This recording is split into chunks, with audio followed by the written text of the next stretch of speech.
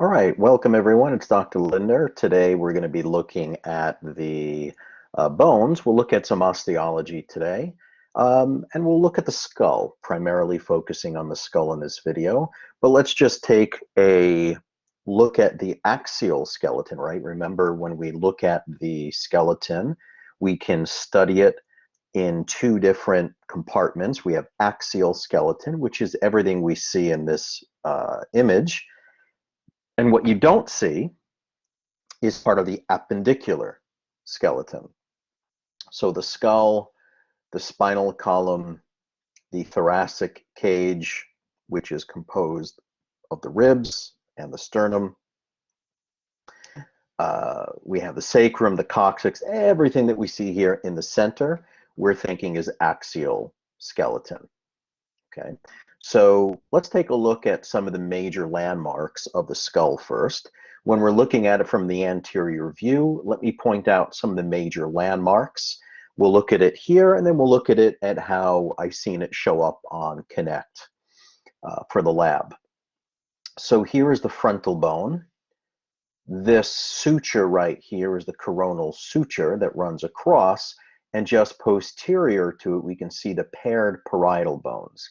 Here's the right parietal bone, here's the left. We could see another suture right down the center here that would separate the two parietal lobes. That's called the sagittal suture. It runs in alignment with the sagittal plane. Here's the orbit of the eye. We have two orbits. We can see that there is a foramen. Remember, the term foramen means hole, and the hole above the eyeball or above the orbit is called the supraorbital foramen, which means there's going to be another one below the orbit of the eye called the infraorbital foramen. And since we're on foramens, let's look at the one on the mandible, the lower jaw, called the mental foramen. Within the orbit, we do have some fissures, which is a long slit, right? It's not a foramen like a hole, but we see that there's a superior orbital fissure, and then there's an inferior orbital fissure, okay? And then there's an optic canal. The optic canal is for the second cranial nerve 2, the optic nerve, to travel through. Okay, still looking at it from the ventral or anterior view, right here, superior to where the nose would be, is the nasal bone. And then just lateral to the nasal bone, right? If we move just lateral, we have the lacrimal bone. Lateral to that in the green is the ethmoid. And then lateral to that in the purple here, as well as here, is the sphenoid. So you have nasal, lacrimal, ethmoid, sphenoid, less, L-E-S, less, L-E-S, lacrimal, ethmoid, sphenoid. The upper jaw is known as the maxilla. The lower jaw is the mandible. The cheekbone is known as the zygomatic bone. There is a temporal process of the zygomatic bone, and then there's also a zygomatic process of the temporal bone.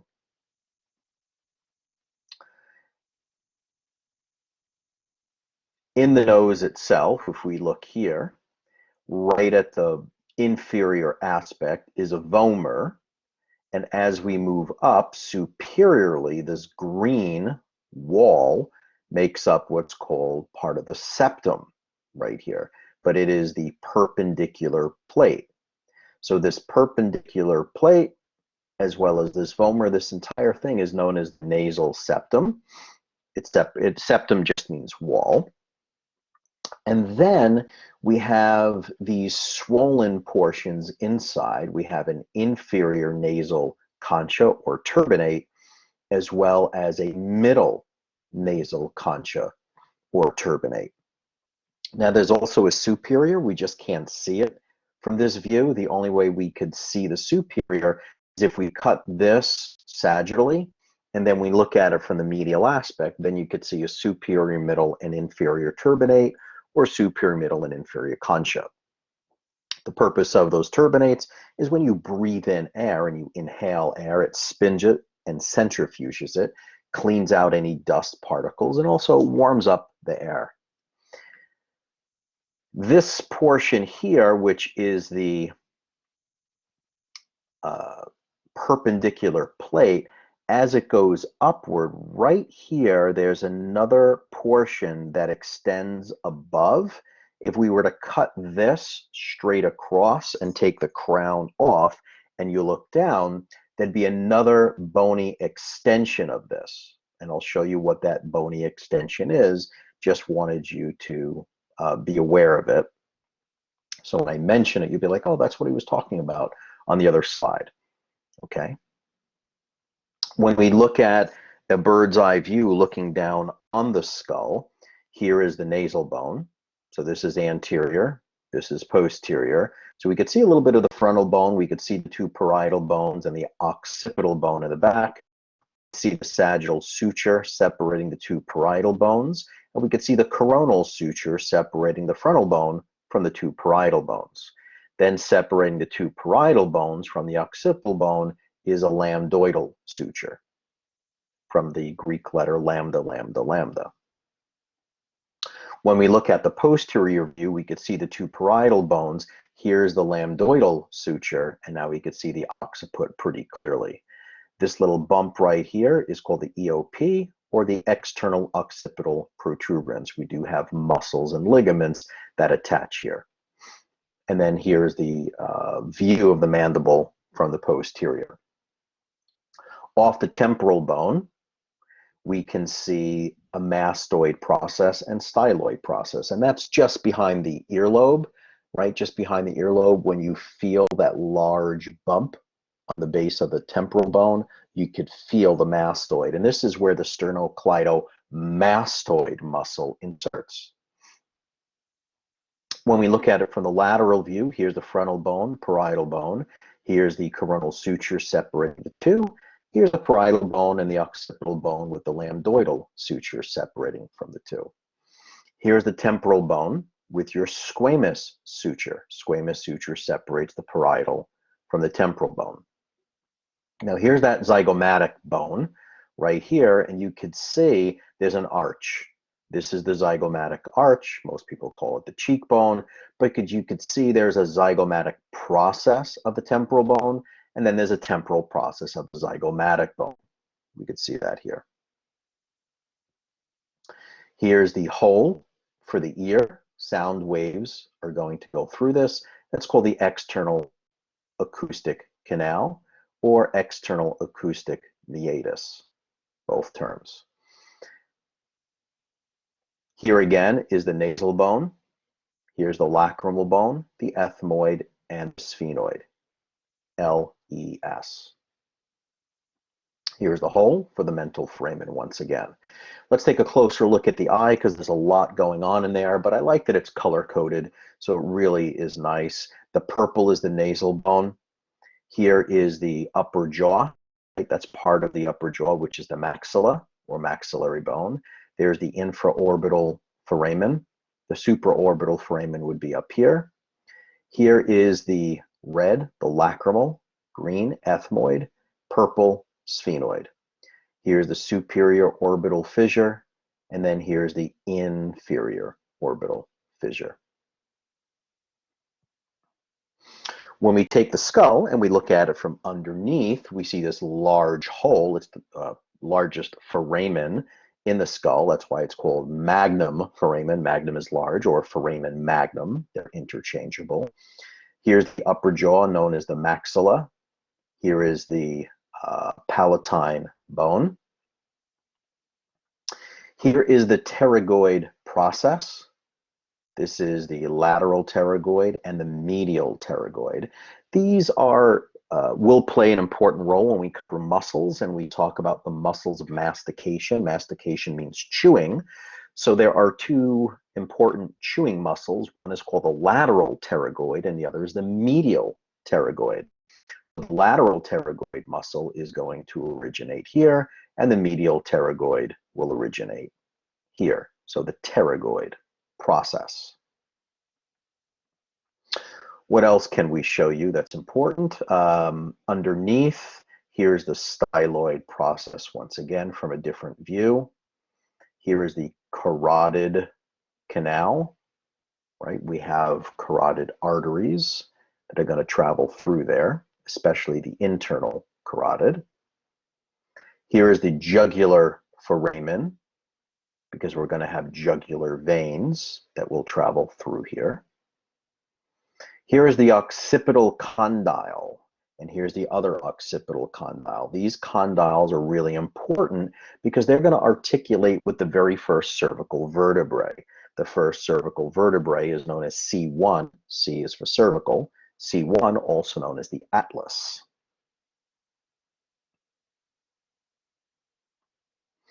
When we look at the medial view, right, so we cut the skull along the sagittal suture, we open it up, we'd have the brain that would be sitting in here. So this is the parietal bone. This is where the parietal lobe of the brain would be.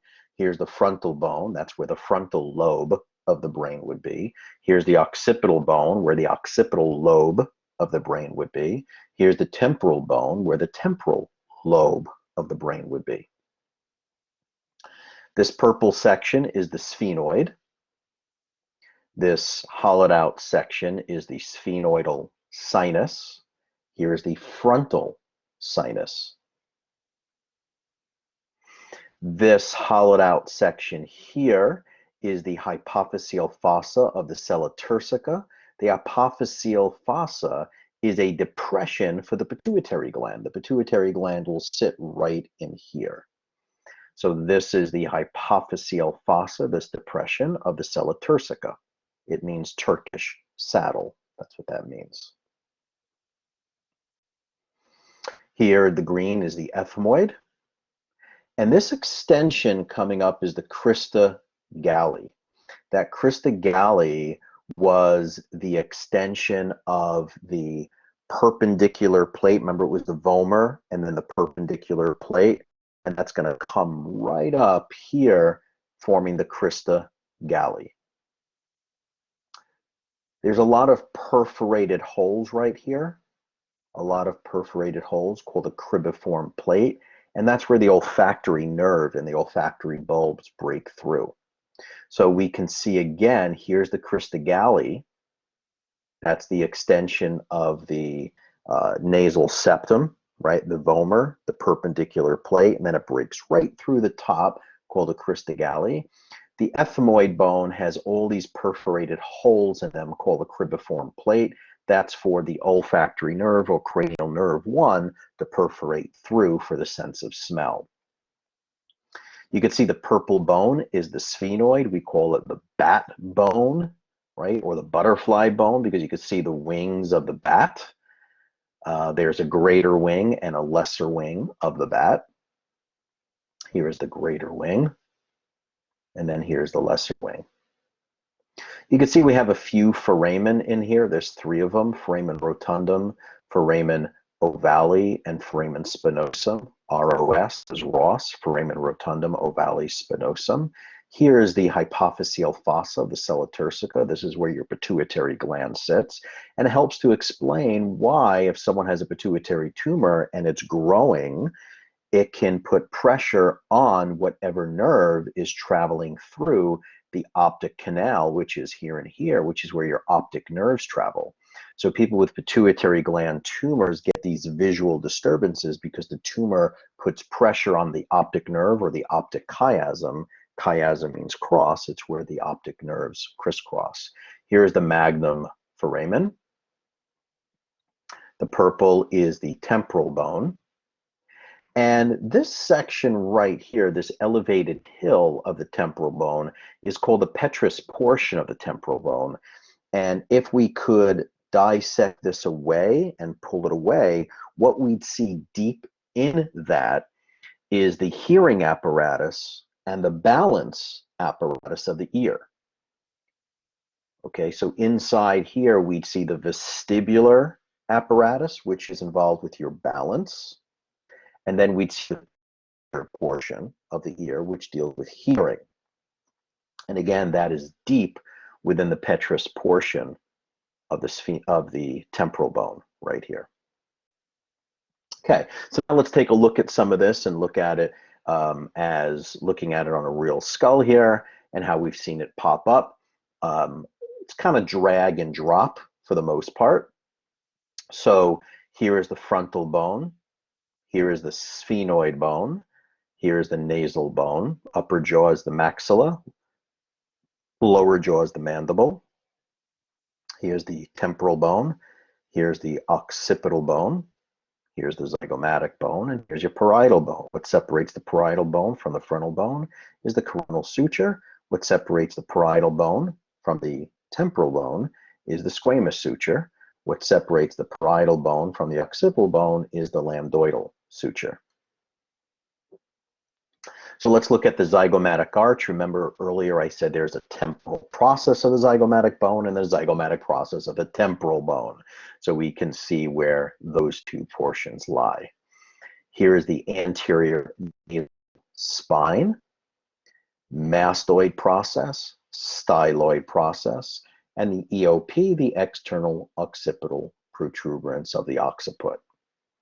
Here is the external acoustic meatus, so sound waves are going to come through here for hearing.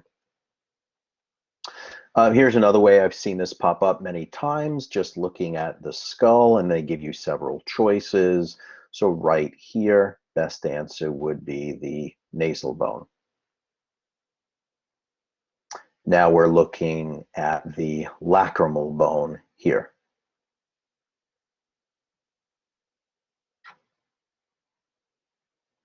Now inside the nose, this is the vomer, this is the perpendicular plate, this is the inferior nasal concha, the middle nasal concha is here, and the superior nasal concha we can't see from this view. Okay, here is the vomer. Up here, higher, the upper portion would be the perpendicular plate of the ethmoid. Upper jaw, best answer. Maxilla. Mandible is the lower jaw. So here, this is the lower jaw. Here's the hard palate. So these are the mandibular teeth.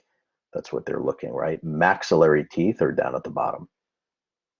And then here you could see the pterygoid processes. Here's the lateral and the medial pterygoid processes.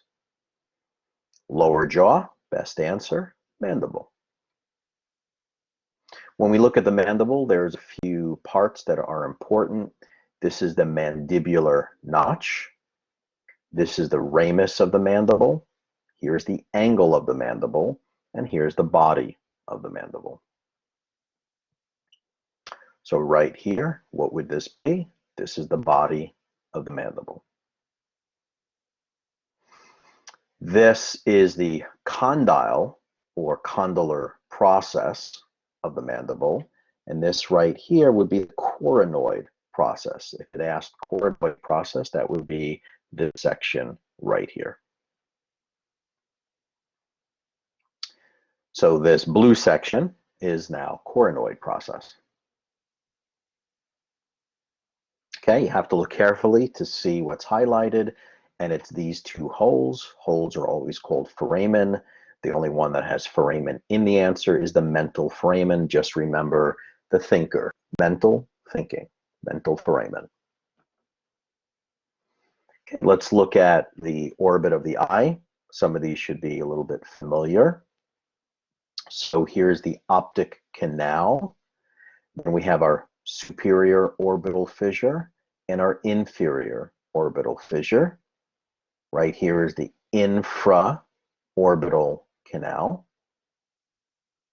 Here is the infraorbital foramen. And then here's the zygomatico-facial foramen. Here is the ethmoid or anterior ethmoid foramen. And back here is the posterior ethmoid foramen. Anterior and posterior ethmoid foramen. Okay, still looking at the orbit of the eye. Here is the orbital surface of the frontal bone. Here is the orbital surface of the maxilla. Here is the orbital surface of the greater wing. What is the greater wing? That's of the sphenoid. Here is the orbital surface of the zygomatic bone. Here is the orbital process of the palatine bone. What is the highlighted section here? So here's frontal lobe, here's parietal lobe, here is your temporal lobe. This is the squamous portion of the temporal lobe. This is your squamous suture right here. And this looks like a squamous cell, right? Flat, irregular cell. Here is the coronal suture, which is here. Here's the lambdoidal suture back here, and here is your squamous suture. Here's your frontal bone. Here's your occipital bone. Here's your parietal bone. Coronal suture, sagittal suture, lambdoidal suture. Looking at the skull from the interior, so if you take the crown off and you look straight down, here again is your anterior cranial fossa, middle cranial fossa, and posterior cranial fossa. Here's the crista galli, the cribiform plate, which is of the ethmoid. Here's the hypophyseal fossa, which is where your pituitary gland would sit. Here's the anterior clinoid process, and then the posterior clinoid process. Here is the foramen lacerum, foramen rotundum, foramen ovale, foramen spinosum, and then this slit right here is the foramen lacerum. It comes from the word laceration, like someone took a knife and lacerated that region. And you have the magnum foramen, okay? So anterior cranial fossa, fossa is a smooth depression, middle cranial fossa, and posterior cranial fossa. Then you have your foramen rotundum, foramen ovale, foramen spinosum, and foramen lacerum, and the magnum foramen. Cribiform plate is of the ethmoid, many perforated holes for the olfactory nerve, cranial nerve 1 for the sense of smell. So right here, the highlighted section, cribiform plate of the ethmoid. Looking at the inferior surface of the skull, here is the incisive fossa. Here's the opening to the carotid canal. Here along the magnum foramen on the inside, a little bit tough to see, but there's another hole in here called the hypoglossal canal. It's for the 12th cranial nerve called the hypoglossal nerve. Here's the occipital conduct, one here and one here. That's going to articulate with C1 or the atlas. Here's your styloid process. Here's the groove for the auditory tube. And then here is your mastoid process for the SCM, the sternocleidomastoid. And again, that's just behind the ear. Here's the other mastoid process. Okay, what's this blue section back here? That's the bump behind the skull. It's called the EOP, the external occipital protuberance. If you feel on the back of your skull, you're going to feel a little bump right there. Let's look at some of the features inside. Here's the nasal bone. Here's the frontal bone. Here's your parietal bone. Here's your ethmoid bone. Here's your sphenoid bone. Here's your temporal bone and the occipital bone, right? It's the same stuff that we can see from the front and outside, but now you have to really use your internal or third eye, if you would, to try and visualize what you would see out here, but looking at it from the inside view, okay? Here's the palatine bone. Here's the upper jaw, the maxilla, and then the lower jaw, which is the mandible. Let's look at some of these sinuses. So here near the frontal lobe is the frontal sinus. Here's the sphenoidal sinus. Here's the groove for the superior petrosal sinus. Remember the along the temporal bone was the petrous portion of the temporal bone, petrous. So here's petrosal, the groove for the superior petrosal sinus. And then here's the groove for the sigmoid sinus. Here's the lingula of the mandible. And then here's the mylohyoid line. Okay, so a little bit trickier view. Here's the hamulus of the medial pterygoid plate. Remember the pterygoid, medial and lateral pterygoid processes. Here is the hamulus of the medial pterygoid plate. This is now going to be the insertion for the medial pterygoid muscle. So here, the highlighted section is the frontal sinus. This highlighted section would be the sphenoidal sinus or sphenoid sinus. Here is the crista galli of the ethmoid.